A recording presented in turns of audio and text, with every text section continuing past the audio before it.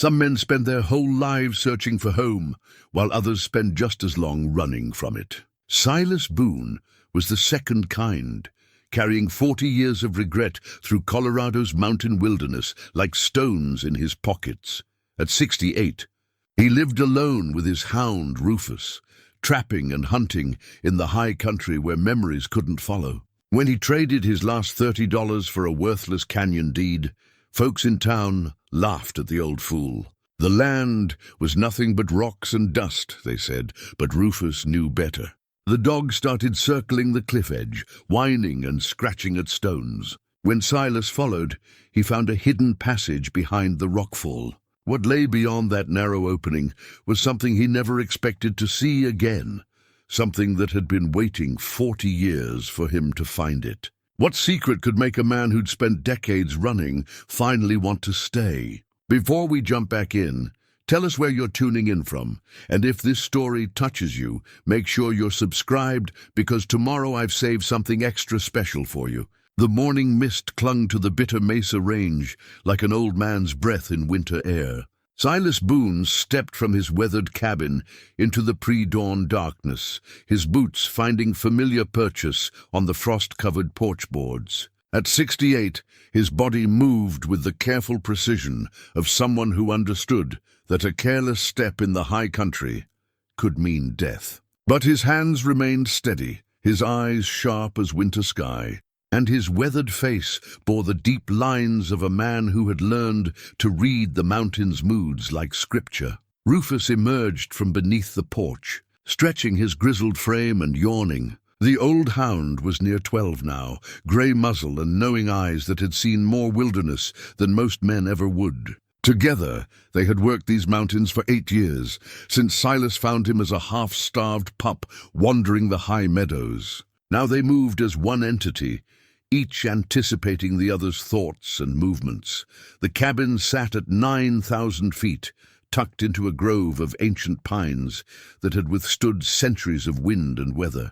Silas had built it himself, log by log, when he first came to these mountains 4 decades ago. It was solid work, tight joints and careful craftsmanship that spoke to skills learned in another life before the running began. Inside, the walls were lined with his accumulated possessions, traps hanging from pegs, a rifle rack holding 3 well-maintained weapons, shelves lined with preserved food and medical supplies, and in the corner, a leather-bound journal where he recorded the mountain's daily offerings. The journal was perhaps the only luxury he allowed himself. Each evening by lamplight, he would write brief observations, weather patterns, animal movements, the subtle signs that marked the changing seasons. His handwriting was careful, measured, as if the act of recording these simple facts anchored him to something larger than his solitude. The entries never mentioned the past, never spoke of the life he had left behind. They were purely about survival, about the present moment and the next day's necessities. This morning's routine began as it had for 40 years. Check the weather, assess the wind, plan the day's work. The beaver traps down by Miller Creek needed attention, and he had spotted elk sign yesterday that warranted investigation. Winter was still months away, but in the high country, preparation was everything. A man who waited until the first snow to ready himself was a man who wouldn't see spring. Silas pulled on his worn leather coat, the same one he had carried from his previous life. It bore patches and careful repairs, testament to its journey through decades of hard use. In its deep pockets, he kept the essential tools of his trade: skinning knife, small hatchet, lengths of rope, and always the brass compass that had belonged to his father. The compass was the only thing he allowed himself to keep from before, the only connection to family that he carried in the daylight hours. As the sun crested the eastern peaks, painting the sky in shades of rose and gold, Silas and Rufus began their descent toward the valley. The trail was steep and rocky, requiring attention, even from someone who had walked it thousands of times. But there was peace in the routine, comfort in the familiar rhythm of walking stick against stone. The soft pad of Rufus's paws on the pine needle carpet. The town of Cedar Falls lay 2 hours down the mountain, a collection of weathered buildings clustered around a single main street.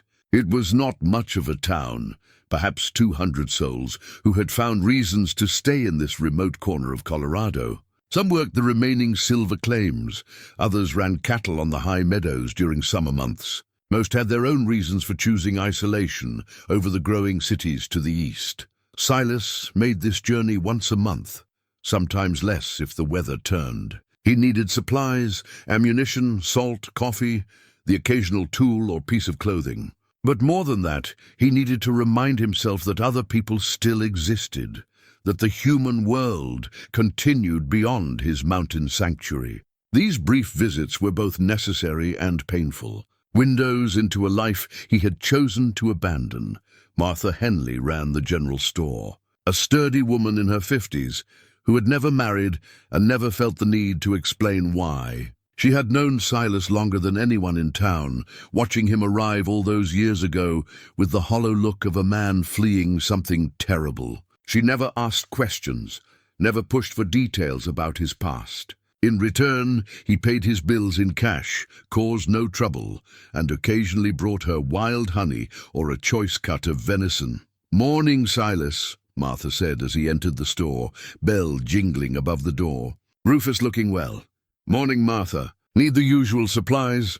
His voice carried the careful neutrality of someone unaccustomed to conversation. Not unfriendly, but guarded, as if too many words might reveal more than he intended.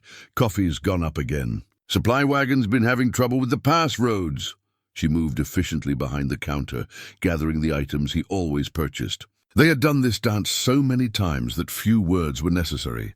Dr. Henderson emerged from behind a shelf, a tall man with gentle eyes and silver hair. He had been the town's physician for 30 years, tending to everything from mining accidents to difficult births. He nodded to Silas with the respect one reserved for a man who asked nothing of the world and gave no trouble in return. "Silas, knee holding up after that fall you took last spring?"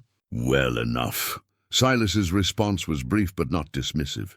Doc Henderson was one of the few people in town who had earned his grudging respect. The man had patched up half the mountain folk over the years, never judging, never demanding payment from those who couldn't afford it. Good to hear. Mountain life's hard enough without fighting your own body. As Martha tallied his purchases, Silas found himself studying the bulletin board near the door. Land sales, mining claims, notices of cattle drives and seasonal work. Most of it held no interest for him, but one notice caught his attention. Canyon property for sale, 160 acres, $30 or best offer. Contact J. Whitman at the assay office. The price was laughably low, even for worthless land. $30 for 160 acres suggested property so remote or difficult that no one with sense would want it. Silas had $30, plus a few more coins saved from his occasional sale of pelts and meat. He also had a rifle that hadn't fired straight in 2 years, taking up space in his cabin. "Martha, who's J. Whitman?" "Jeremiah Whitman. Runs the assay office, deals in mining claims and such." "Why? This canyon property. What do you know about it?" Martha squinted at the notice. "Oh, that old thing. It's been posted for months. Land's way up north of here, past the old Hendricks place.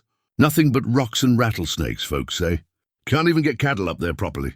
Jeremiah inherited it from some relative, just wants it off his books." Doc Henderson chuckled. "You thinking of expanding your holdings, Silas? Getting into the ranching business?" There was gentle humor in the doctor's voice, but no mockery. Still, Silas felt heat rise in his cheeks. What was he thinking? He had a perfectly good cabin, knew every trail and stream for miles around his current territory. Why would he need more land, especially worthless canyon property he'd never even seen? But something about the notice nagged at him. Perhaps it was the low price, suggesting desperation to sell. Perhaps it was the location, even more remote than his current home. Or perhaps it was simply the restlessness that occasionally seized him, the need to move that had driven him to these mountains in the first place. "Just curious," he said, paying Martha for his supplies. Walking toward the assay office, Silas tried to examine his motivations. He had saved money carefully over the years, living simply and spending little. The cash represented security, the ability to buy supplies or medical care if needed. Spending it on worthless land was the action of a fool, yet he found himself pushing open the door to Whitman's office. Jeremiah Whitman was a nervous man in his 40s, pale from spending his days indoors examining ore samples and recording claims. He looked up from his ledgers with the eager expression of someone hoping for business. "Help you." "The Canyon property. 160 acres for $30. Whitman's face brightened. "Ah, yes. Been trying to move that for months. It's good land, mind you, just remote. Very remote. Up north past the Hendricks spread. Maybe 8 miles beyond the last decent road. What makes it worth $30? Well, it's got water. Canyon runs east to west. Catches snowmelt from the high peaks. Plenty of timber, good hunting. Just difficult to access, and the terrain's rough for cattle." Silas studied the crude map Whitman produced. The property was indeed remote, tucked into a fold of mountains he had never explored. The nearest neighbor would be 20 miles away, perfect for a man who valued solitude. "I'll take it," he heard himself say. $30 and this rifle." He placed his broken weapon on the counter. Whitman blinked in surprise. "You sure? Don't you want to see it first?" A man can always use more space between himself and the world. 20 minutes later, Silas emerged from the office with a deed to land he had never seen. In exchange for money he could ill afford to lose, and a rifle that couldn't hit a barn from 20 paces. Martha and Doc Henderson watched from the store window as he loaded his supplies and prepared for the journey home. "Think he's lost his mind?" Martha asked. "Maybe," Doc Henderson replied thoughtfully. "Or maybe he's finally found something he didn't know he was looking for." The return journey up the mountain gave Silas time to question his impulsive decision. 40 years of careful living, of measured choices and calculated risks, and he had just spent his savings on land sight unseen. Rufus seemed to sense his master's unease, staying closer than usual as they climbed the familiar trail. But as they reached the cabin and Silas unloaded his supplies, he found himself studying the deed with growing curiosity. Tomorrow, he decided, he would explore his new property. After 4 decades of running from the past, perhaps it was time to run towards something new. The leather journal received a longer entry that evening. "Purchased Canyon property today. 160 acres, North Range. We'll investigate tomorrow." Rufus seems interested in the deed, keeps sniffing at it like it carries a scent worth following. Outside, the mountain wind carried the sound of distant thunder, and Silas found himself wondering what secrets lay hidden in the red rocks and pine shadows of his new domain. The morning dawned crisp and clear, the kind of day that made the high country feel like the roof of the world. Silas packed light for the journey to his new property: water, jerky, his good rifle, and the basic tools he might need to clear a trail or mark boundaries. The deed remained folded in his shirt pocket, a tangible reminder of yesterday's inexplicable decision. Rufus bounded ahead with unusual energy, as if he sensed adventure in the air. The old hound rarely showed such enthusiasm anymore, preferring the comfort of established routines to the uncertainty of new territory. But today he ranged far ahead, then circled back to ensure Silas was following, his tail wagging with an excitement that seemed almost puppy-like. The journey north took them through country Silas knew only from a distance. Beyond the familiar landmarks of his 40-year territory, the landscape grew wilder, more broken. Ancient granite peaks thrust skyward like broken teeth, their faces scarred by countless winters of freeze and thaw. The trees changed too, becoming more sparse and wind-twisted, fighting for purchase in thin soil and harsh conditions. 3 hours of steady walking brought them to what the deed described as the southern boundary. Silas consulted his father's compass and the crude map Whitman had provided, trying to orient himself in the maze of ridges and valleys. The property was supposed to extend from this rocky outcrop northward into a canyon system that cut deep into the mountain's heart. What he found exceeded his expectations. The canyon opened before them like a hidden world, its red sandstone walls rising several hundred feet on either side. A thin stream meandered down the center, fed by springs and snowmelt from the peaks above. Pine and aspen clung to the slopes wherever they could find soil, creating patches of green against the warm stone. "Well, Rufus," Silas said, removing his hat to wipe the sweat from his forehead, "maybe I'm not such a fool after all."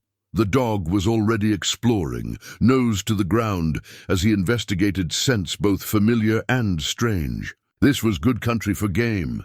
Deer sign marked the sandy soil near the stream, and Silas could see where elk had come down to drink. The canyon would provide shelter from winter winds, and the water supply appeared reliable. For $30, he had purchased a small paradise. They followed the stream deeper into the canyon, Silas marking trail signs as they went. The deed specified 160 acres, but the canyon seemed to stretch much farther than that would suggest. Perhaps the previous owner had been generous with his descriptions, or perhaps Whitman's map was more optimistic than accurate. Either way, Silas found himself pleased with his purchase. It was Rufus who first noticed something unusual. The dog had been ranging ahead, following game trails and investigating interesting scents, but suddenly his behavior changed. He stopped at the base of the eastern cliff wall, whining and pawing at what appeared to be a rockfall. His hackles rose slightly, not in aggression, but in the way of a dog sensing something significant that his human companion had missed. "What is it, boy?" Silas approached carefully, his hand instinctively moving to the rifle slung across his shoulder. In the wilderness, unusual behavior from a seasoned dog demanded attention. Rufus was focused on a particular section of the fallen rocks, a tumble of sandstone blocks that looked like the result of some long-ago earthquake or frost action. But as Silas examined the area more closely, something seemed wrong with the pattern. Natural rockfalls had a certain randomness to them, stones settling where gravity and chance dictated. This pile looked almost deliberate, as if someone had arranged the larger blocks to create a barrier. The dog continued his agitated circling, occasionally stopping to scratch at specific stones. His behavior reminded Silas of the time they had discovered a cave full of hibernating bears, urgent, insistent, demanding human attention for something beyond normal dog concerns. Silas began moving some of the smaller rocks, following Rufus's lead. The stones were heavy but manageable, and as he cleared them away, he began to see gaps between the larger blocks. What he had taken for solid rockfall was actually a careful construction. Stones fitted together to create a wall that blocked something behind. Working steadily for an hour, Silas managed to create an opening large enough to peer through. Beyond the rock barrier lay a narrow passage, barely wide enough for a man to squeeze through sideways. The passage curved into darkness, disappearing into the heart of the cliff. Rufus immediately tried to push through the opening, his excitement now bordering on frenzy. Something about this hidden passage called to him with an urgency that Silas had never seen before. The dog's behavior was so insistent that Silas found himself taking seriously the idea that something important lay beyond the barrier. But what stopped his heart was what he found wedged between two of the stones he had moved, a tarnished piece of metal that caught the afternoon light. Pulling it free, Silas found himself holding a military dog tag, green-black with age and weather but still readable. The stamped letters made his hands shake. E. Boone, 24681357, B. Methodist. Elias Boone, his brother. His younger brother who had marched off to Vietnam in 1967 and never come home. The brother whose body was never found, declared missing in action and presumed dead after a firefight in the jungle near the Cambodian border. The brother whose loss had sent Silas fleeing to these mountains, carrying 40 years of guilt and unanswered questions. The dog tag felt impossibly heavy in his palm. How could it be here, in this remote canyon that Silas had purchased on a whim? Elias had been 19 when he left for the war, full of patriotic fervor and romantic notions about serving his country. He was supposed to be dead, buried in some unknown grave on the other side of the world. The dog tag should have been in a box with flag and medal, not weathered by decades of Colorado winters. Silas sank to his knees on the rocky ground, the metal warming in his closed fist. Memories flooded back with painful clarity. Elias as a boy, following Silas through the woods behind their family farm. Elias learning to hunt, to fish, to read the signs that nature left for those who knew how to look. Elias arguing with their father about the war, insisting that good men had a duty to serve. Elias promising to write, to come home, to build a life worthy of the Boone family name. The last letter had come 8 months after Elias shipped out. Brief, cheerful, full of reassurances that he was safe and doing important work. Then nothing. Weeks became months, became years of waiting for word that never came. The army eventually sent official notification, missing in action, presumed dead. No body recovered, no final answers. Silas had left home 2 months after that notification, unable to bear his parents' grief or his own sense of failure. He should have stopped Elias from enlisting, should have gone himself instead, should have somehow protected his younger brother from the war's hungry mouth. The guilt had driven him to these mountains, where a man could lose himself in the daily struggle to survive. Now, 40 years later, he held proof that Elias had somehow made it home. The dog tag was real, solid, undeniable evidence that his brother had been in this canyon. But when, and why here in this hidden place that Silas had stumbled upon by chance? Rufus was still focused on the passage, whining and pawing with desperate insistence. Whatever lay beyond the rock barrier had captured the dog's attention completely. Silas forced himself to stand, to think beyond the shock of discovery. If Elias had been here, there might be answers to questions that had haunted him for decades. The passage was tight but navigable. Silas squeezed through sideways, following Rufus into the narrow gap between the cliff walls. Beyond the entry, the passage opened into a natural corridor that curved through the heart of the sandstone. Daylight filtered down from somewhere above, providing just enough illumination to show the way forward. 20 yards into the passage, they emerged into something that took Silas's breath away, a hidden valley, completely enclosed by towering cliffs, perhaps 3 acres of level ground, covered in grass and wildflowers. A spring bubbled up from the rocks at the far end, feeding a small pond that reflected the sky like a mirror. Ancient cottonwoods provided shade, and the whole valley felt like a secret garden hidden from the world. But it was not empty. At the far end, partially hidden by the trees, Silas could see the outline of a structure. Not a cave or natural shelter, but something built by human hands. Something that suggested his brother had not only survived the war, but had made this impossible place his home. The discovery changed everything. This was no longer about worthless canyon property purchased on impulse. This was about 40 years of grief and guilt, about questions that had driven him to a life of solitude, about a brother who might have been alive all this time, living in a hidden valley that Silas had bought for $30 and a broken rifle. Rufus was already running toward the structure, his purpose clear and urgent. Silas followed, each step carrying him deeper into a mystery that would either heal old wounds or tear them open forever. The structure that Rufus led him to was more substantial than Silas had first glimpsed through the trees.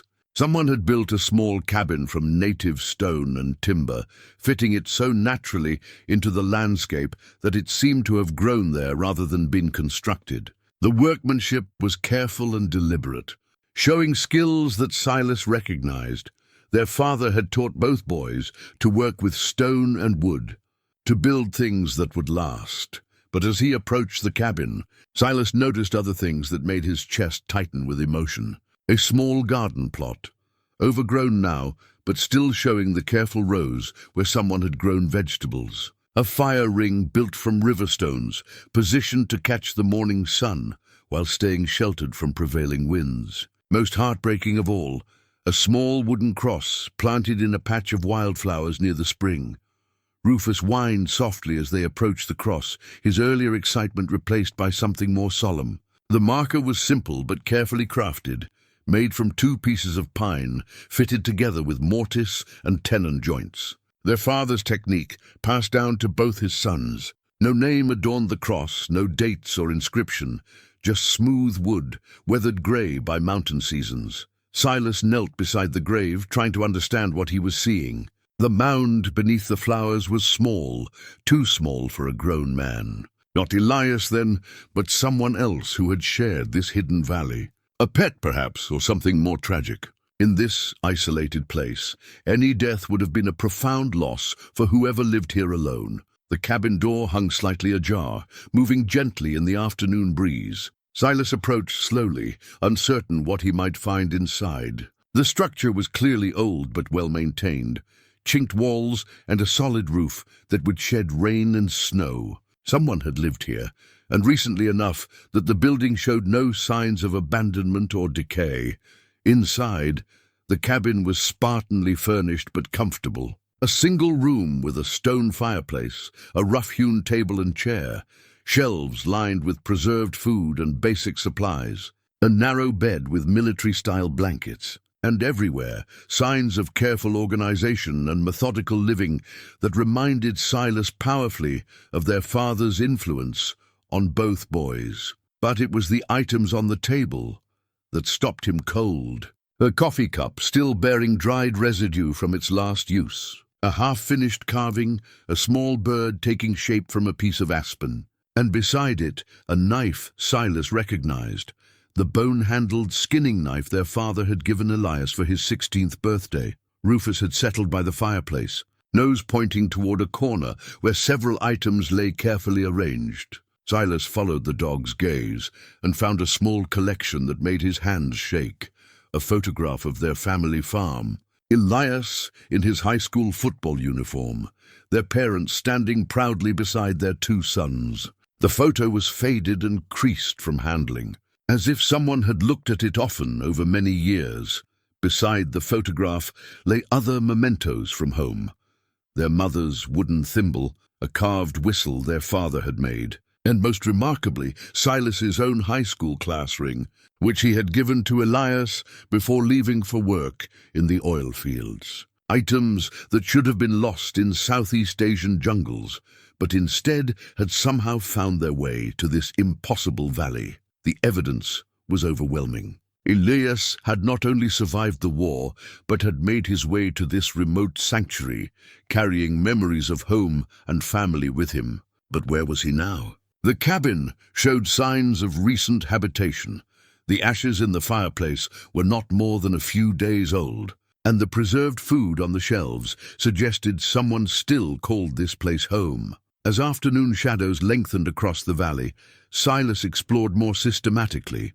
Behind the cabin, he found a workshop area where someone had crafted tools and repaired equipment. The workbench bore the same careful organization that had marked their father's shop, every tool in its proper place. Every project completed with patience and skill. It was here that Silas found the first evidence of what Elias had endured.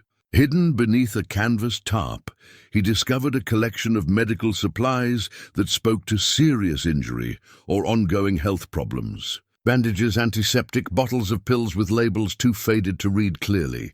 Someone living in this valley had dealt with significant pain and disability, managing their condition with whatever supplies they could obtain. The implications hit Silas like a physical blow. If Elias had made it home from Vietnam, why hadn't he contacted family? Why choose this extreme isolation instead of returning to the farm where their parents waited and grieved? The medical supplies suggested possible answers. Injuries so severe that Elias felt unable to face the expectations and questions that would come with homecoming. Silas remembered their father's letters during Elias's deployment, full of plans for when his younger son returned. The farm was waiting, a place in the family business, perhaps eventually a wife and children, to carry on the Boone name. For a young man carrying physical and emotional wounds from war, such expectations might have felt impossible to meet. As evening approached, Silas found himself torn between hope and heartbreak. The evidence clearly indicated that Elias had not only survived, but had created a life of sorts in this hidden place. But it also suggested profound isolation and suffering, a man so damaged by war that he chose exile over family. The brother Silas remembered had been open and social, someone who drew energy from connections with others. This hermit's existence seemed like a kind of death in itself. Rufus had found a comfortable spot by the fireplace and showed no inclination to leave. The dog's behavior suggested familiarity with the cabin, as if he had been here before, or sensed something that made this place feel safe and right. For the first time since entering the valley, Silas considered the practical implications of his discovery. Night was falling, and the narrow passage they had used to enter would be treacherous in darkness. The sensible choice would be to camp here and return home in the morning. But something deeper than practicality kept him in the valley. After 40 years of wandering, of carrying guilt and unanswered questions, he was finally close to truth about his brother's fate. He built a small fire in the cabin's fireplace, using wood from a carefully stacked pile outside. As flames cast dancing shadows on the stone walls, Silas examined Elias's belongings more carefully.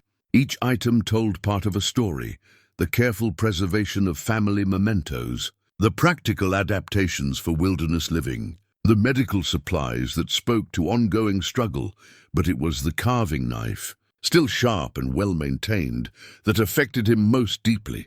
He remembered teaching Elias to whittle during long summer evenings on the farm porch. His younger brother had shown natural talent, able to see the shape hidden in wood and coax it out with patient strokes. The half-finished bird on the table suggested that some things had survived whatever Elias had endured. As the fire settled into glowing coals, Silas found himself speaking to the empty cabin, words he had carried for 4 decades.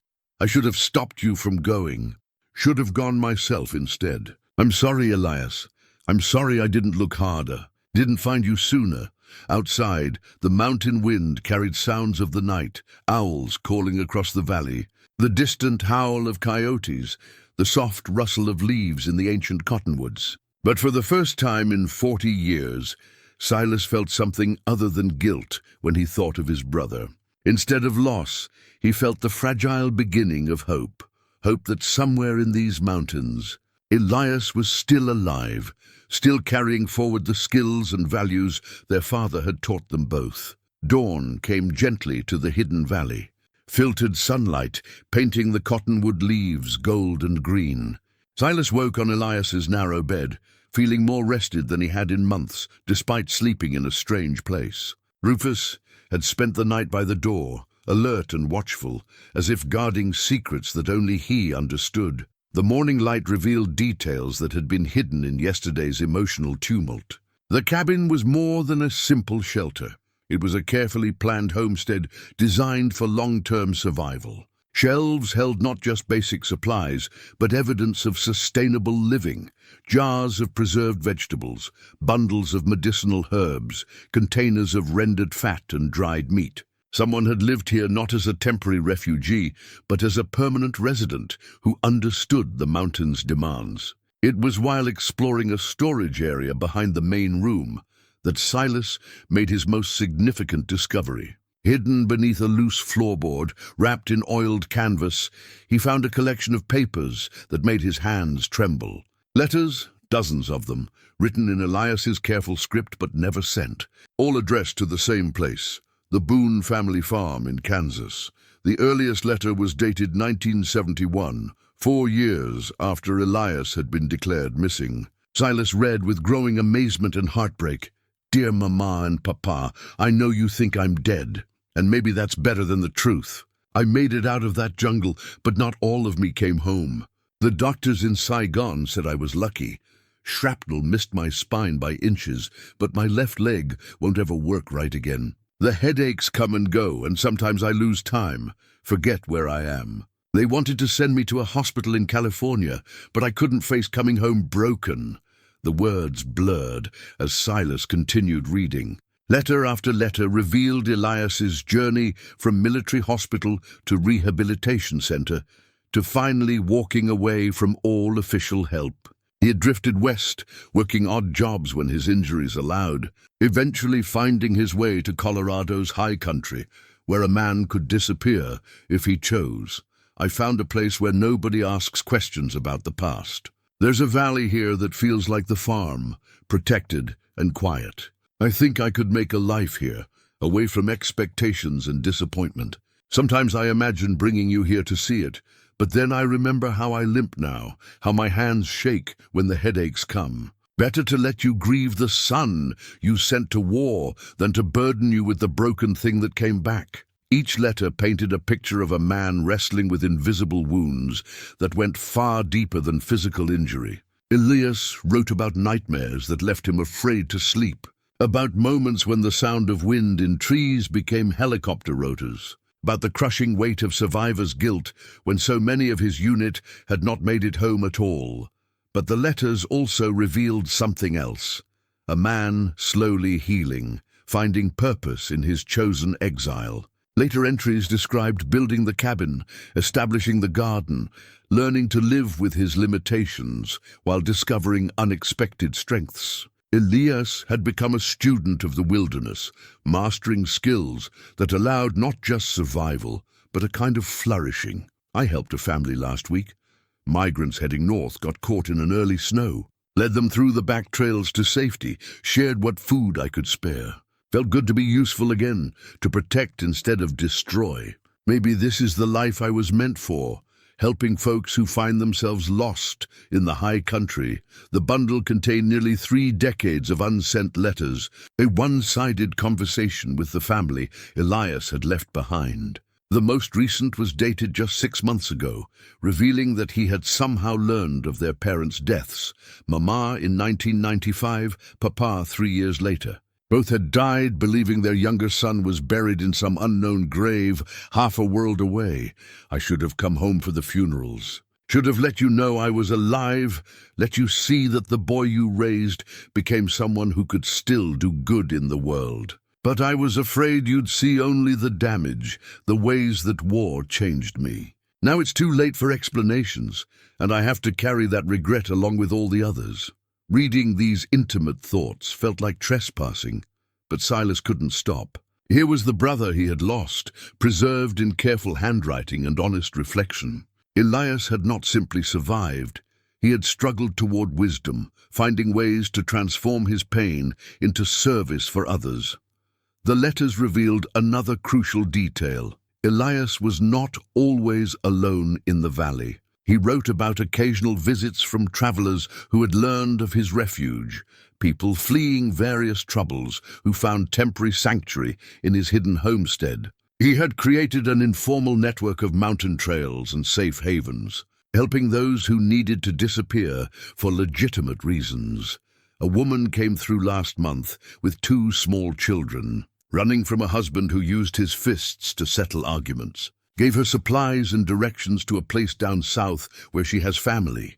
Children were scared but brave, reminded me of us when we were small. Hope they find the safety they deserve. These later letters showed a man who had found purpose in his exile, transforming personal tragedy into quiet heroism. Elias had become a guardian of sorts, protecting those who needed protection, guided by the values their father had taught them both.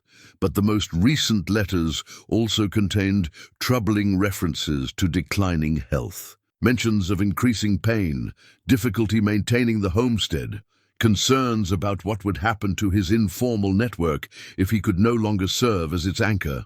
The medical supplies Silas had found suddenly made more sense. Elias was fighting a losing battle against the accumulated damage of decades in harsh conditions. My body is wearing out faster than I hoped. The old wounds are catching up with me, and the isolation that once felt like protection now feels like a trap. Sometimes I wonder if Silas ever thinks about me, if he blames himself for not stopping me from enlisting. I hope he found a good life somewhere. Hope he didn't waste years carrying guilt that belongs to me alone. Silas set down the final letter with tears in his eyes. All these years, both brothers had carried the same burden of guilt and regret, each believing he had failed the other. Elias thought he had disappointed the family by coming home damaged. Silas thought he had failed by letting his brother go to war. Neither had understood that love doesn't require perfection, only presence. The question now was urgent. Where was Elias? The letters suggested he still lived, but the cabin showed signs of recent departure. Had he gone for supplies, sought medical help, or had his declining health finally forced him to abandon the valley that had been his sanctuary for so many years? Rufus had been exploring the area around the cabin, following scent trails that meant nothing to human senses but clearly told stories to his experienced nose. When he returned, his behavior was different, alert but not alarmed, as if he had found something important but not dangerous. Standing in the morning sunlight of his brother's secret valley, holding 40 years of unspoken words, Silas made a decision that surprised him with its certainty. He would find Elias wherever his brother had gone. The boy who had once promised to always watch out for his younger sibling would finally keep that promise. Even if it had taken 4 decades to learn where to look, the search for current signs of Elias began systematically. Silas had learned tracking from their father, but 40 years in the mountains had refined those skills into something approaching art. Every broken twig, every displaced stone, every faint impression in soft earth told part of a story for those who knew how to read it. Behind the cabin, he found what he was looking for, a well-worn trail leading deeper into the valley's northern reaches. The path showed regular use, but was carefully concealed, marked only by subtle signs that would be invisible to casual observers. Bent grass stems, small cairns positioned to look natural, blazes cut into tree bark at eye level for someone who knew where to look. But it was what he discovered an hour up the trail that truly amazed him, a detailed map carved into a flat section of granite, protected from weather by an overhanging ledge. The carving showed an intricate network of trails, caves, springs, and hidden passages that connected this valley to dozens of remote locations throughout the mountain range. Each route was marked with symbols that gradually became clear to Silas: safe camping spots, reliable water sources, dangerous areas to avoid, and most importantly, places where travelers could find help. Elias had created something remarkable, an underground railroad for the modern age. A network of hidden paths and safe havens for people who needed to disappear or move unseen through the wilderness. The carved map represented decades of exploration and careful documentation, turning the harsh mountain country into a refuge for those who had nowhere else to turn. The symbols brought back memories of their childhood, when their father had taught them to read the landscape like a book. Silas Boone had been a man who understood that knowledge shared was knowledge preserved, and he had passed on skills learned from his own father, who had guided wagon trains through hostile territory in an earlier generation. Looking at Elias's map, Silas realized his brother had honored that tradition, adapting ancient skills to modern needs.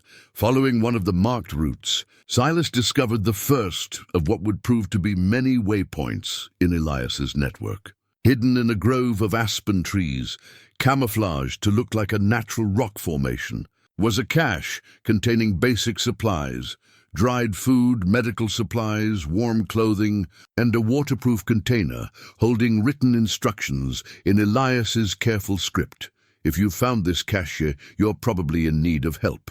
Take what you require, but leave something for the next person who might need shelter. The trail marked with 3 stones leads to water. The trail marked with crossed sticks leads to safer ground below tree line.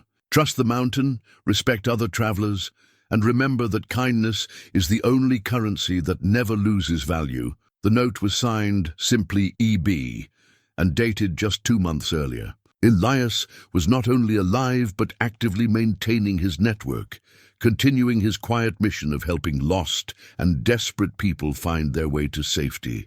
Over the next several hours, following the carved map's guidance, Silas discovered cache after cache, each carefully positioned and regularly maintained. Some were simple supply drops, others were more elaborate shelters capable of housing a family for several days. All showed evidence of recent use and careful stewardship, but it was at the 4th cache that Silas encountered proof of his brother's continuing work. A family of 3, mother, father, and teenage daughter, was resting in the shelter when he approached. They looked up with alarm at his sudden appearance, clearly people accustomed to viewing strangers as potential threats. "Easy," Silas said, raising his hands to show he carried no weapon. "I'm not here to cause trouble. Name's Silas Boone." The man relaxed slightly at the name. "Boone? You related to the fellow who set up these waypoints?" "He's my brother. Haven't seen him in some time. Wondering if you folks might have encountered him recently." The woman spoke up, gratitude evident in her voice. 3 days ago. We were lost, scared, didn't know these mountains at all. Your brother found us stumbling around in the dark, led us to safety. Saved our lives, probably." Her husband nodded agreement. "A quiet man, didn't ask questions about why we were traveling or where we were headed. Just made sure we had food and directions. Told us about these caches in case we needed help along the way." "Can you describe him?" Silas asked, his heart beating faster. "Older fellow, your age maybe. Walks with a limp, favors his left leg. Grey hair, beard. Thin like he doesn't eat enough, but strong. Knew these mountains like they were his backyard."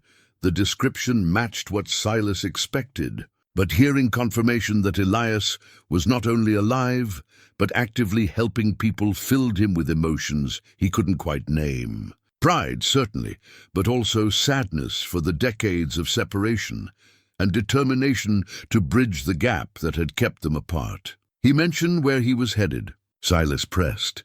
The teenage daughter, who had been silent until now, spoke up. Said something about checking on someone up north. Talked like he was worried about them, like they might need help. This was the first concrete lead Silas had found.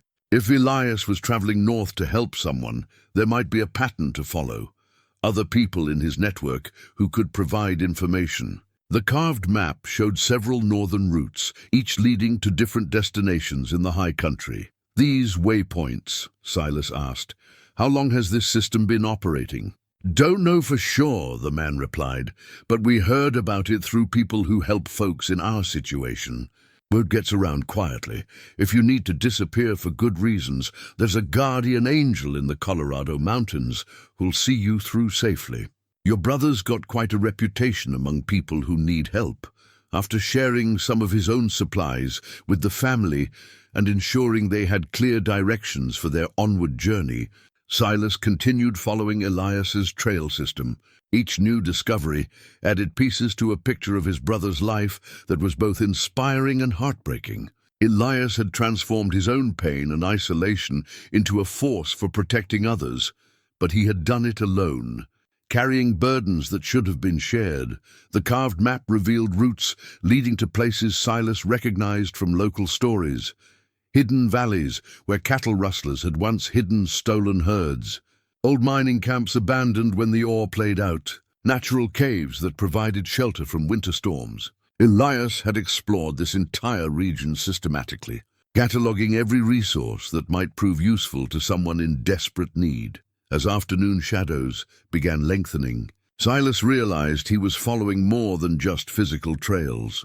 He was tracing the path of a man who had found a way to transform personal tragedy into something meaningful, who had turned his own exile into a lifeline for others. The brother he remembered had always been generous and protective. War had damaged him, but not destroyed the essential goodness that their parents had nurtured. Standing at a high overlook where one of Elias's trails offered a panoramic view of the mountain range, Silas understood something that had eluded him for 40 years. His brother had not disappeared.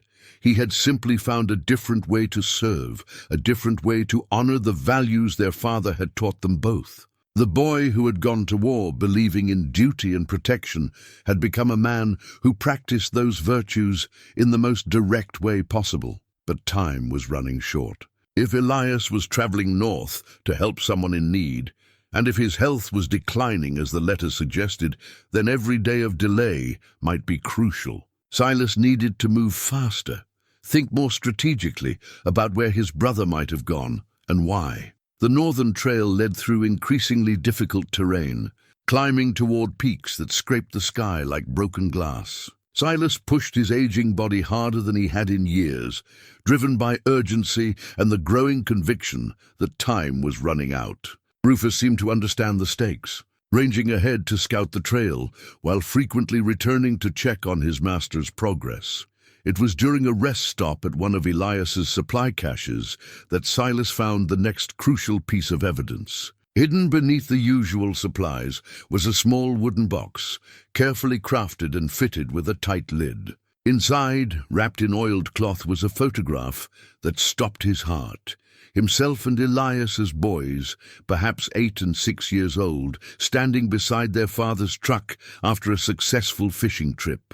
Both boys grinned at the camera, holding up strings of trout, their faces bright with the uncomplicated joy of childhood. He remembered that day with startling clarity. Their father had driven them to Miller's Creek before dawn, teaching them patience and technique as the morning mist rose from the water. Elias had caught his first large trout that day, a beautiful rainbow that had fought like fury before surrendering to his careful handling. Their mother had fried the fish for dinner, and their father had proclaimed it the finest meal he'd ever tasted. The photograph bore a recent notation in Elias's handwriting on the back, "For Silas. Hope you remember the good times too. Found this in Mama's things after the funeral." She kept it on her dresser until the end.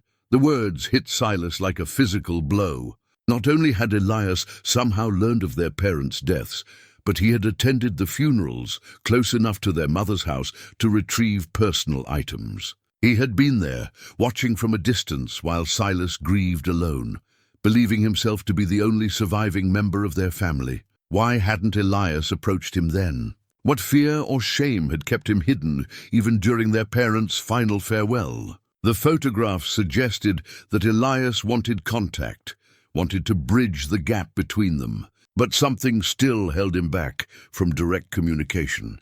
As Silas climbed higher into the mountains, following signs that were becoming increasingly subtle, he found himself reconstructing not just his brother's recent movements, but his entire approach to life in exile. Elias had become a student of concealment and misdirection, someone who could move through the wilderness, leaving barely a trace. Yet he had also become a teacher, passing on survival skills to those who needed them most desperately. At the next waypoint, Silas discovered evidence of this teaching role. Carved into a sheltered cliff face were detailed instructions for wilderness survival, how to find water in dry country, how to build fires that produce minimal smoke, how to read weather patterns and avoid dangerous storms. The carvings were deep and clear, meant to last for generations of travelers who might need such knowledge. But these were more than survival instructions.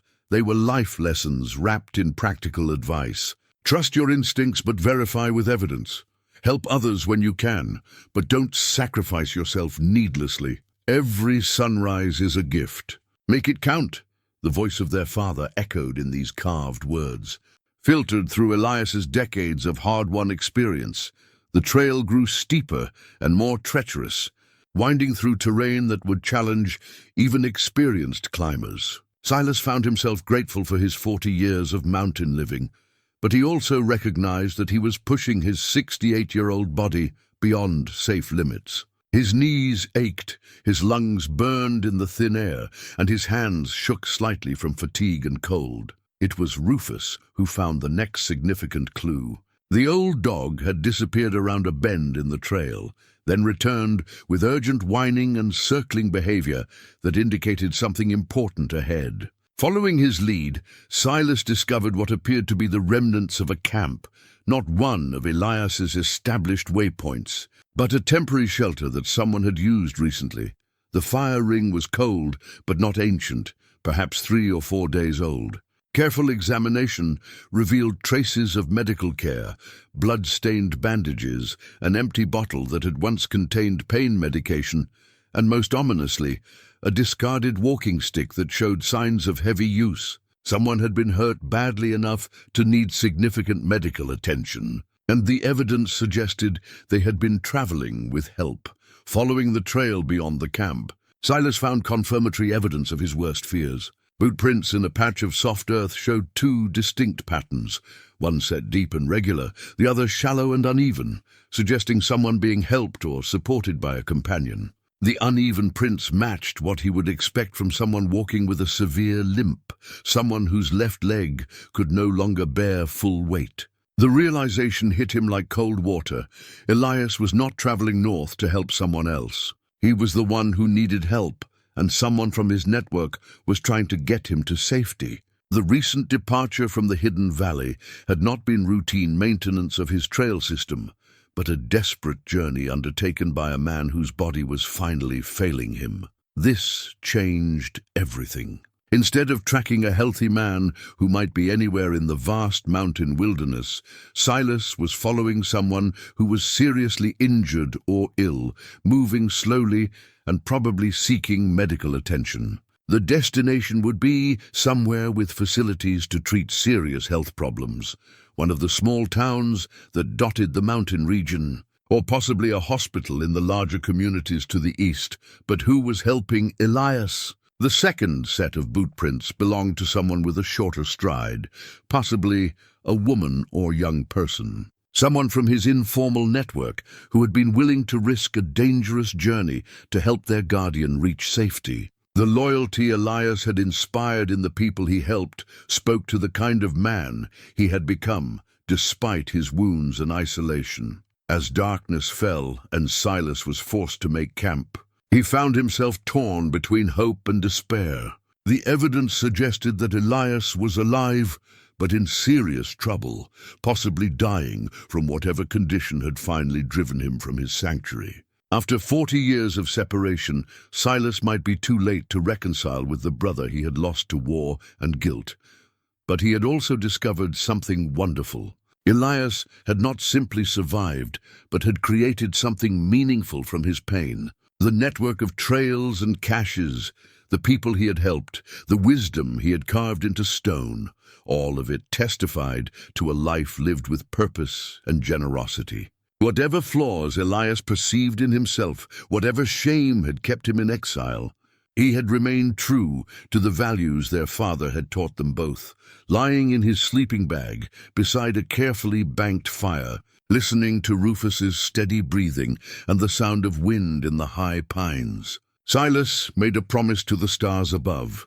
He would find his brother, whatever it took. And when he did, the first words out of his mouth would not be questions or recriminations, but the simple truth that had taken him 40 years to understand. Family love doesn't require perfection, only presence, and it was never too late to come home. The dawn brought clarity to more than just the mountain landscape. As Silas packed his meager camp and prepared to continue following the trail, Rufus led him to a discovery that changed everything he thought he understood about his brother's situation. Hidden beneath a cairn of stones, placed deliberately where someone following the trail would find it, was a small, waterproof container. Inside, Silas found a prescription bottle that made his hands shake as he read the label. Silas Boone, oxycodone, for severe pain. Dr. Jennifer Martinez, Mercy General Hospital, Grand Junction. The date was recent, filled just 3 weeks ago, but it was the other items in the container that revealed the true scope of his brother's condition. A letter from an oncologist, clinical and direct in its assessment. Mr. Boone, the cancer has progressed beyond our ability to treat effectively. We estimate perhaps 2 to 3 months remaining. I strongly recommend you consider hospice care to manage pain and maintain quality of life for whatever time you have left. The letter was dated 6 weeks ago. If the doctor's timeline was accurate, Elias had perhaps a month to live, maybe less. The prescription bottle was nearly empty, suggesting either that his pain was accelerating or that he was rationing medication to make it last longer. Either possibility painted a picture of a man fighting a losing battle against time and suffering. Silas sank to his knees on the rocky ground, overwhelmed by the implications. All these years, he had imagined finding his brother healthy, ready for reconciliation and the possibility of shared remaining years. Instead, he was pursuing a dying man who had kept his condition secret, who was spending his final weeks trying to reach where and why had he left the hidden valley that had been his sanctuary for so many years. The answer came in the form of additional papers tucked beneath the medical documents. Maps, Not of Elias's trail network, but of a different region entirely. The area around Cedar Falls, where Silas had lived for 40 years. Detailed sketches of his cabin, notes about his daily routines, observations about his health and habits. Elias had been watching him, studying him, planning something that required intimate knowledge of his older brother's life. One document made Silas's breath catch in his throat. A crude will, written in Elias's careful handwriting and signed just 1 month ago. I leave my hidden valley and all its improvements to my brother Silas Boone, who I hope will continue the work of helping travelers find their way home. The trail network and supply caches are documented in the maps sealed with this will. May he find in this inheritance not burden, but blessing. Elias was dying, and he was trying to reach Silas to transfer responsibility for his life's work. The canyon property that Silas had bought for $30 was apparently just the beginning. Elias owned or controlled vast sections of the mountain wilderness, all of it dedicated to providing sanctuary for those who needed to disappear or travel unseen. But there was more. A letter addressed directly to him, sealed but not yet delivered. Silas, if you're reading this, then you found the valley and followed my trail. I hope it means you understand what I've been trying to build here, what I hope you might be willing to continue. The cancer is moving fast now, and I don't have time for the careful approach I've been planning. I need to see you, need to explain things while I still can think clearly. I know you've been alone up there for 40 years, same as me. I know you blame yourself for letting me go to war, same as I blame myself for going. Maybe it's time we stopped carrying that weight separately and started sharing the load. I've got something important to pass on, something bigger than either of us alone. There's a girl helping me now, Anna. Lost her family in a car accident, been living rough in the mountains for 2 years. Reminds me of us when we were young, stubborn and proud, and afraid to ask for help. She's the one guiding me towards Cedar Falls, though she doesn't know why. Told her I need to see a friend before I die. If something happens to me before I reach you, take care of Anna. She's got the skills to help maintain the network if you'll teach her the bigger picture. And don't blame yourself for whatever you find when you catch up to us. I made my choices 40 years ago, lived them the best way I knew how. No regrets about the life I built, only regret that I waited so long to share it with family. The letter was dated 5 days ago, suggesting that Elias and his young companion were still somewhere ahead on the trail. But the prescription bottle being nearly empty, combined with the evidence of increasing difficulty in their tracks, suggested they were moving slowly and with great effort. Silas forced himself to think, practically despite the emotional weight of discovery. If Elias was trying to reach Cedar Falls, there were only a few routes that would be manageable for someone in his condition. The main road was out of the question. Too exposed, too likely to encounter people who might ask difficult questions. But there were old mining roads and hunting trails that a skilled mountaineer could navigate, especially with local help. The mention of Anna intrigued him. Someone young enough to navigate difficult terrain, experienced enough to keep a dying man moving through wilderness, loyal enough to undertake such a dangerous journey without understanding its full purpose. Elias had found someone to trust with his life, which suggested that his network included more than just casual travelers seeking temporary help. Following the trail with renewed urgency, Silas began to piece together the scope of what his brother had accomplished. This was not just a collection of supply caches and marked trails. It was a complete alternative infrastructure for people who needed to exist outside normal society. Abuse victims fleeing dangerous situations, whistleblowers hiding from retaliation, people caught in legal troubles they couldn't afford to fight, anyone who needed to disappear for legitimate reasons.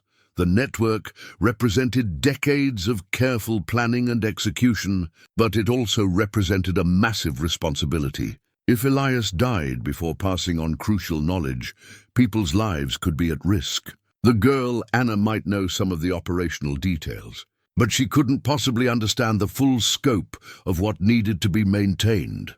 As the day progressed and Silas pushed himself to cover ground faster than his aging body wanted to manage, he began to understand the urgency that was driving his brother's final journey. Elias was not just trying to reconcile with family, he was trying to ensure that his life's work would continue after his death. The cancer had forced him to accelerate a transition plan that he had probably been developing for years. But why Silas? Why choose a brother he hadn't spoken to in 40 years to inherit such a complex and demanding responsibility? The answer came gradually as he reflected on the letters he had found, the careful observations Elias had made of his life. His brother had been watching, evaluating, determining whether the older brother he remembered had retained the values and skills necessary to protect vulnerable people. The isolation that Silas had chosen, the self-sufficiency he had developed, the careful way he interacted with the townspeople of Cedar Falls, all of it suggested someone who could be trusted with secrets, someone who understood that some work was more important than personal comfort or convenience. As evening approached and Silas made camp at another of Elias's waypoints, he found himself facing a truth that was both terrifying and inspiring. His brother was offering him the chance to transform his own life of solitary survival into something with greater purpose. The mountain hermit could become a guardian. The man who had run from responsibility could take on the protection of those who had nowhere else to turn. But first, he had to catch up to a dying man and the young woman who was helping him navigate his final journey home. The trail grew more desperate as Silas pushed deeper into the high country, following signs that spoke of increasing urgency and declining strength. Where Elias's earlier markings had been subtle and carefully concealed, these newer signs showed the work of someone too exhausted or pain-racked to maintain perfect concealment. Broken branches marked turns more obviously, cairns stood higher and less naturally, and the tracks showed longer rest stops at more frequent intervals. It was at one of these makeshift camps that Silas found evidence of just how dire his brother's condition had become. A walking stick, carved from mountain ash and worn smooth by heavy use, lay abandoned beside the cold remains of a fire. The stick bore fresh notches, carefully carved marks that seemed to track something important. Counting them, Silas realized with growing alarm that there were 23 notches, days perhaps, marking Elias's final journey.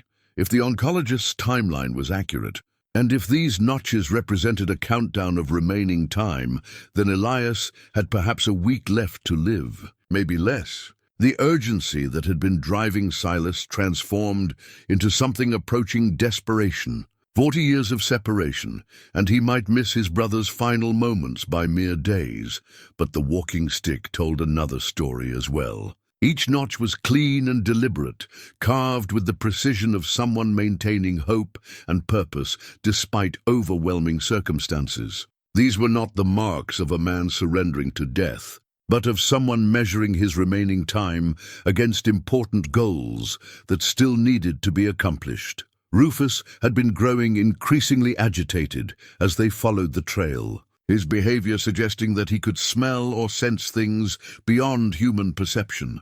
The old dog's nose was still sharp, and his years in the wilderness had taught him to recognize the subtle signs that marked serious illness or injury. When he began whining and pacing at a specific spot along the trail, Silas knew they were close to something significant. Following Rufus's lead, Silas discovered what appeared to be a hastily constructed shelter, built from deadfall and pine boughs in a style that prioritized speed over durability. Inside, the ground showed signs of recent occupation by two people, one larger impression that suggested someone lying down for extended periods, and a smaller one indicating someone who had remained sitting or crouching, probably keeping watch. More alarming were the medical supplies scattered around the shelter, empty bandage packages, bloody cloth strips, and an array of bottles and containers that spoke to serious attempts at pain management and wound care. Someone had been hurt badly enough to require emergency treatment, and the amount of medical waste suggested they had been here for at least 2 days, but it was what Silas found. hidden beneath a pile of pine. Needles that truly revealed the scope of the crisis his brother was facing. A piece of bark bearing a message scratched in desperate haste. SB, if you find this, we're heading for the old Hendricks place. E can't travel much farther. Girl knows first aid, but he needs real doctor. Find us before it's too late. A. The message was signed with a single initial, but Silas understood immediately that this was Anna, the young woman Elias had mentioned in his letter. She was trying to get his dying brother to the abandoned Hendricks homestead, probably because it offered better shelter than anything they could construct in the wilderness. But the Hendricks place was still miles away, and if Elias was too weak to travel, they might be trapped there without adequate medical supplies or communication with the outside world. Silas forced himself to think strategically despite his growing panic. The Hendricks homestead had been abandoned for 15 years, but the buildings were still sound and the location was accessible by an old mining road that could accommodate a vehicle if necessary. If Anna was smart, and Elias's trust in her suggested she would be trying to get him there so they could signal for help or arrange medical evacuation. But reaching the homestead would require crossing some of the most difficult terrain in the region, including a high mountain pass that would be dangerous even for healthy, experienced climbers. For a dying man and a young woman trying to help him, the journey represented enormous risk. The abandoned walking stick suddenly made more sense. Elias had reached a point where even the support of a carved stick was insufficient for the terrain ahead. Anna would be bearing most of his weight now, helping him navigate obstacles that would have been simple challenges just weeks earlier. The physical demands on both of them would be enormous. Pushing his own aging body harder than he had in years, Silas began the approach to the high pass. The trail here was barely visible, more of a game path than anything designed for human travel. Each step required careful attention to avoid loose rock or hidden crevasses, and the altitude made every breath a conscious effort. But as he climbed, Silas found himself drawing on reserves of strength and determination that surprised him. The skills their father had taught both boys, reading terrain, managing energy, staying focused under stress, came flooding back as if 40 years of careful living had been preparation for this moment. He was no longer just an aging hermit following a cold trail. He was a brother racing against time to reach family. The pass itself was a narrow saddle between two peaks, exposed to wind and weather that could change from manageable to deadly within minutes. As Silas approached the highest point, he could see weather building to the west. Dark clouds that promised the kind of late-season storm that could trap travelers for days. If Elias and Anna were caught in the open when that weather hit, they would not survive. It was at the summit of the pass that Silas finally saw them. Far below, moving slowly across a rocky slope that led toward the distant Hendricks buildings. Two figures struggled against terrain and time. Even at this distance, Silas could see that one person was supporting most of the weight of the other, their progress measured in yards rather than miles. They were perhaps 3 hours from the homestead buildings, but at their current pace, it would take them the rest of the day to cover that distance. The approaching storm would reach them first. Using his father's binoculars, Silas studied the scene below with growing alarm. The larger figure, certainly Elias, was moving with the careful, conserved motions of someone whose body was failing. His supporter, Anna, was clearly strong and determined, but she was also small and would be reaching the limits of her endurance. They needed help, and they needed it soon, but reaching them would require Silas to descend a slope that was dangerous under the best conditions and potentially fatal in the approaching weather. The rational choice would be to continue to the Hendricks place and wait for them there, ensuring that help was available when they finally arrived. The brotherly choice was to go to them now, to share the burden and risk of their final approach together. Standing on the windswept pass, watching his dying brother struggle across hostile terrain with only a stranger's loyalty to sustain him, Silas made the same choice he should have made 40 years earlier. He chose family over safety, connection over caution. He began the descent that would either reunite them or kill them all in the attempt. Rufus, sensing the change in mission, bounded ahead with renewed energy. The old dog had been bred for mountain work, and he seemed to understand that speed and sure footing were now more important than careful tracking. Together, man and dog began racing down the treacherous slope, chasing 40 years of regret and the chance to finally fulfill a promise made to a 19-year-old boy who had believed his older brother would always watch out for him. The storm was coming. His brother was dying, and time was running out. But for the first time in 4 decades, Silas Boone was running toward his responsibilities instead of away from them. Whatever happened in the next few hours would determine whether the Boone family ended with 2 old men dying alone in the mountains, or whether it continued with the kind of reconciliation that transforms pain into purpose and isolation into connection. The descent was treacherous, but it was also a kind of homecoming, the return of a brother who had finally learned that love doesn't require perfection, only presence, and that it's never too late to keep the promises that matter most. The descent was a controlled fall down loose scree and weathered granite, each step a calculated risk that could send him tumbling hundreds of feet if he chose wrongly. But Silas moved with the desperate grace of a man who had finally found something worth risking everything to reach. Rufus bounded alongside him, the old dog's mountain-bred instincts guiding them both along the safest route through the treacherous terrain. As he drew closer to the struggling figures below, Silas could see the true scope of what Anna was attempting. She was perhaps 25, lean and strong in the way of someone who had learned survival through necessity rather than choice. But she was also clearly exhausted, her movements showing the careful economy of someone rationing strength against an impossible task. Elias was barely conscious, his feet moving through muscle memory and stubborn will rather than awareness of his surroundings. Even from a distance, Silas could see how dramatically his brother had changed.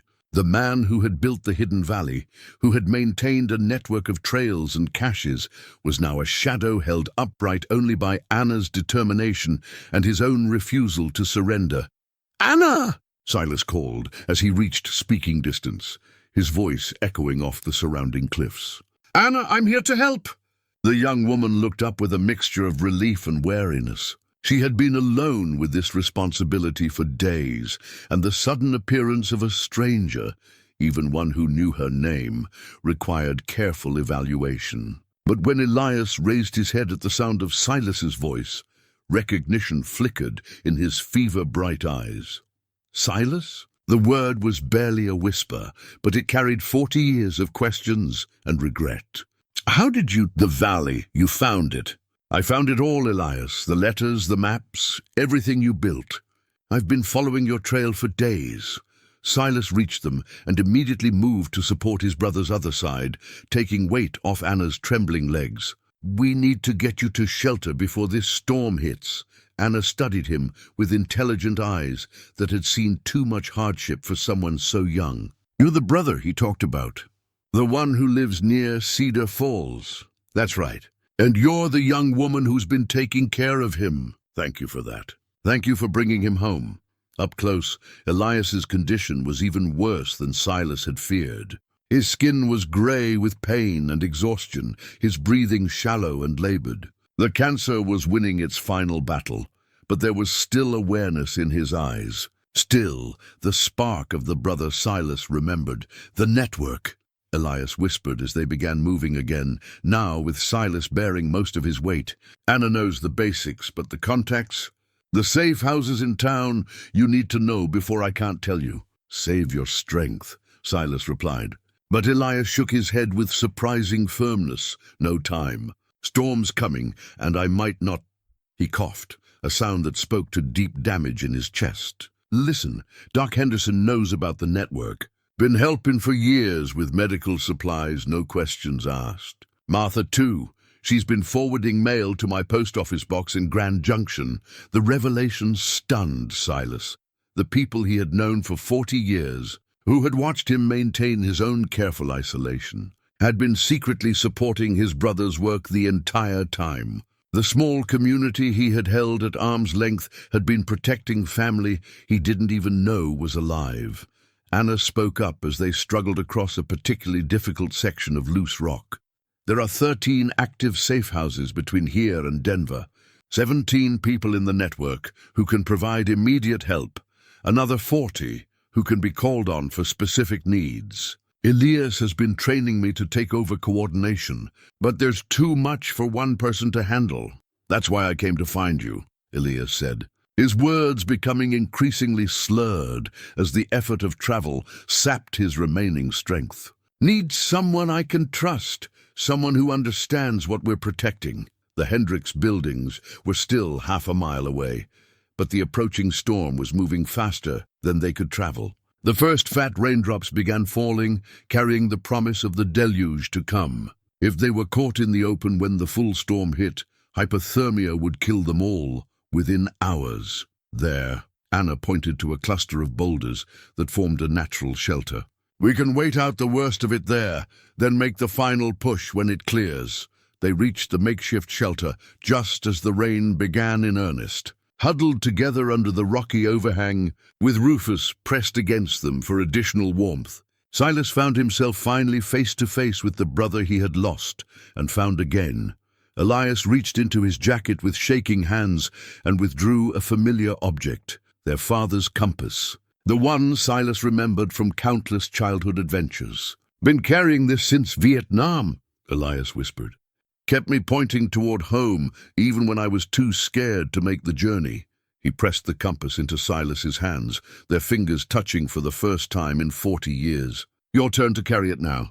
Your turn to guide people home, outside. The storm raged with increasing fury, but inside their small shelter, two brothers finally began the conversation that should have happened decades earlier. The storm raged for 3 hours. Giving the brothers time they desperately needed, but had never imagined they would have. Huddled in their rocky shelter with Anna keeping careful watch over both of them, Silas and Elias finally spoke the words that had been waiting 40 years to be heard. I should have stopped you from enlisting, Silas began, the guilt he had carried finally finding voice. Should have found some way to talk you out of it, or gone myself instead.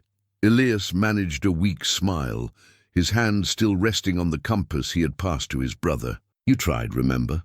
Night before I left, you sat on the porch until dawn, trying to convince me to wait, to think it through more carefully. But I didn't try hard enough. Didn't fight Dad when he said it was my choice to make. Silas. Elias's voice carried the quiet authority that had made him effective in leading his hidden network. I was 19 and full of righteous fire. Nothing you could have said would have changed my mind. The war was going to happen with or without me, at least by going. I could try to protect other boys who were just as foolish and eager as I was. Anna listened quietly, understanding that she was witnessing something sacred and long overdue. Outside, lightning illuminated the mountain peaks, while thunder rolled through the valleys like the voices of ancient gods settling old arguments. When they told us you were missing, presumed dead, Silas continued, I couldn't handle it. Couldn't face Mom and Dad's grief, couldn't stay in a place where everything reminded me of my failure to protect you, and I couldn't face coming home broken, Elias replied. Couldn't bear the thought of Mom seeing me limp, or Dad trying to pretend that the nightmares and shaking hands didn't matter. Seemed easier to let you all grieve the boy who went to war than to disappoint you with the damaged man who came back. The conversation that followed was both heartbreaking and healing. Elias spoke of his years in recovery, of learning to live with physical and emotional wounds that never fully healed. He described the slow process of finding purpose in his exile, of discovering that his pain could be transformed into protection for others who faced their own desperate circumstances. The first person I helped was accidental, he explained, his voice growing stronger as he shared memories that had never been spoken aloud. Stumbled across a woman and her children hiding in a cave, running from a husband who used his fists to settle arguments.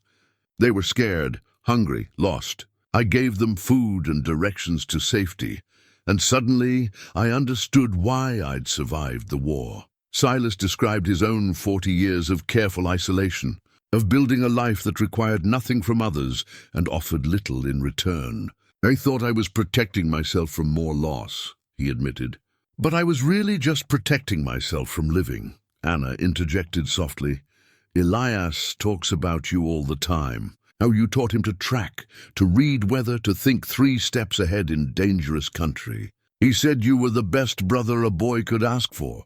Then why didn't you ever approach me? Silas asked. All these years you were watching, you knew where I lived.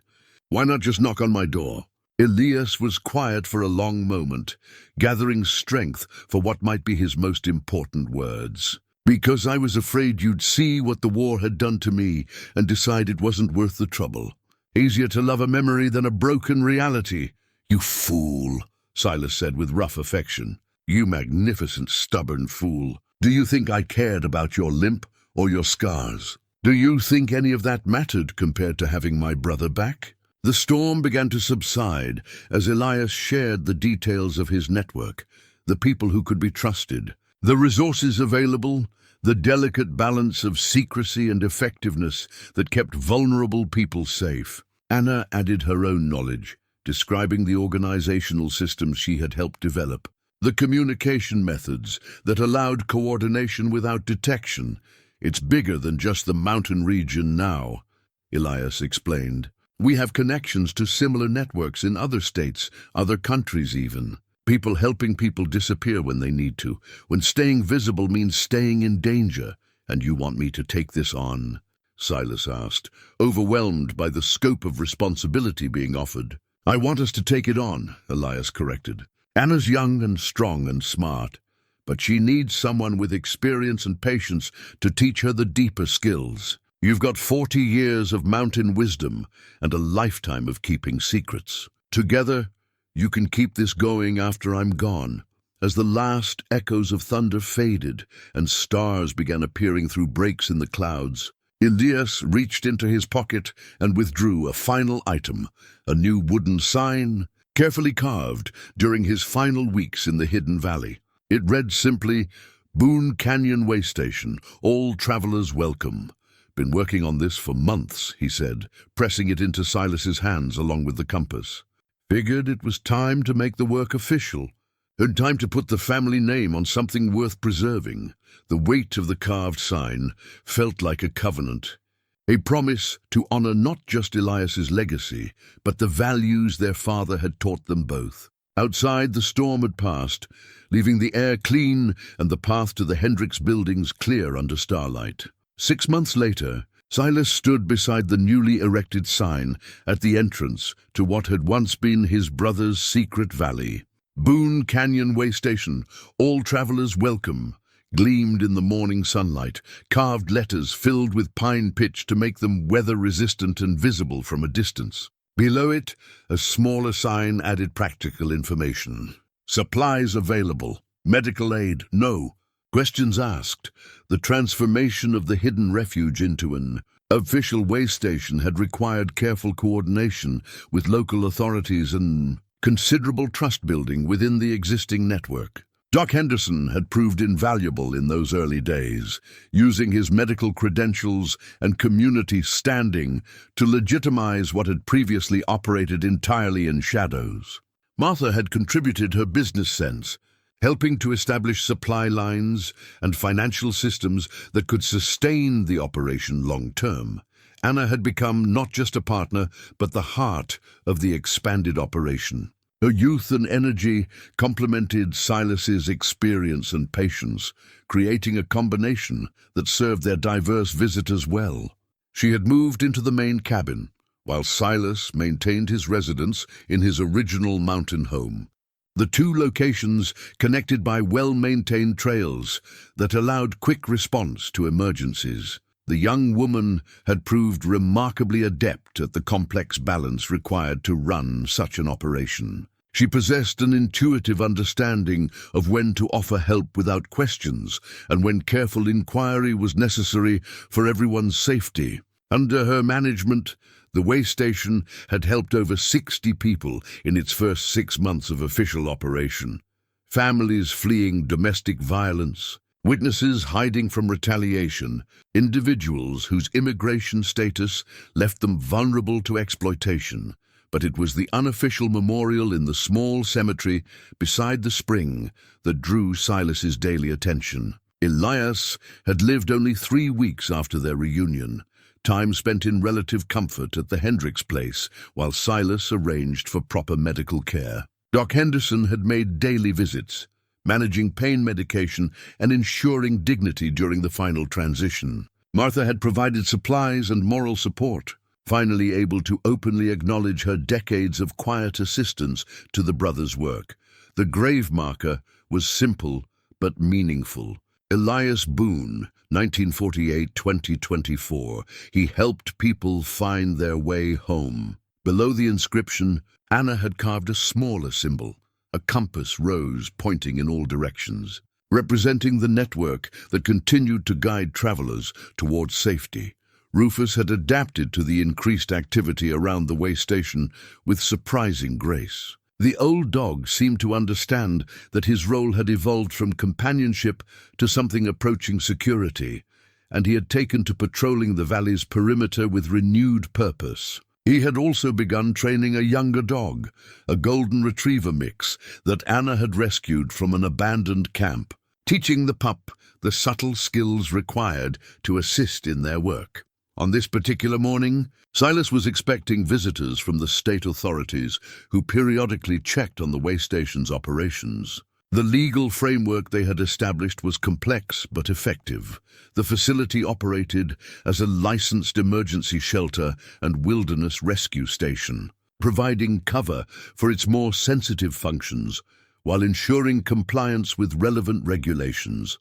The sound of vehicles on the access road announced the arrival of their guests, but Silas was surprised to see that the official delegation included more than just the usual inspectors. 3 cars pulled up to the main cabin, disgorging not only state officials, but several people whose faces he recognized from Anna's careful documentation of their network.